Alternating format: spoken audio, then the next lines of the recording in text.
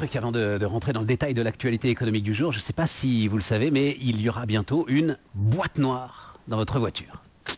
Pas au courant de ça. C'est-à-dire que le mouvement est parti aux États-Unis. Alors, je l'ai moi-même appris d'ailleurs en interrogeant le chef d'entreprise que vous allez entendre là, en 2015 je crois, mais il va nous le préciser.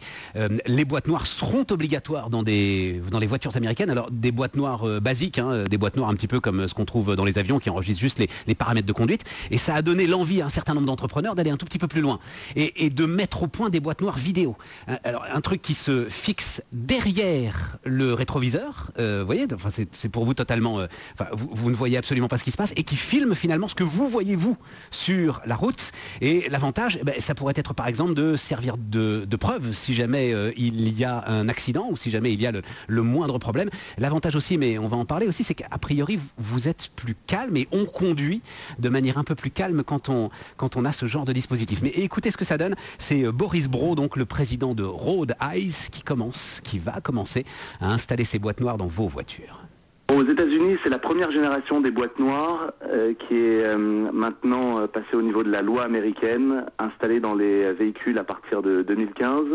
Et c'est des boîtes noires qu'on dit bêtes et méchantes, puisque derrière le capot, qui vont pas filmer encore et qui vont enregistrer tous les paramètres de la route. D'accord. Aujourd'hui, vous, ça va un peu plus loin, vous. Ça va un petit peu plus loin. On pense au côté vertueux de la vidéo.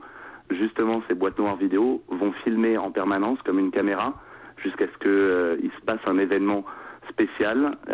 On pense à un freinage d'urgence, à un accident, une agression au volant. Et cette minute va être sauvegardée dans une partie de la mémoire de notre boîte noire qui ne va pas être effaçable. Voilà, Boris Brault, donc président de Road Eyes. Pourquoi est-ce que je vous raconte ça? J'ai une petite idée derrière la tête, je dois vous l'avouer. Parce que cet exemple-là, alors d'abord, c'est intéressant en soi, mais cet exemple-là, c'est exactement ce qu'il faudrait que comprennent ceux qui ne comprennent pas le mouvement des entrepreneurs. Boris Brault, là, il sent qu'il y a un marché, mais il va se mettre en risque.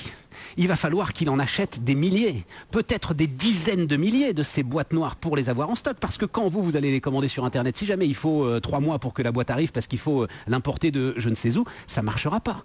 Il va se mettre en risque, peut-être même sur ses biens propres, peut-être même qu'il va, je ne sais pas moi, vendre un appartement s'il sent vraiment que ça démarre pour essayer de faire vraiment démarrer son business et de faire tourner le stock.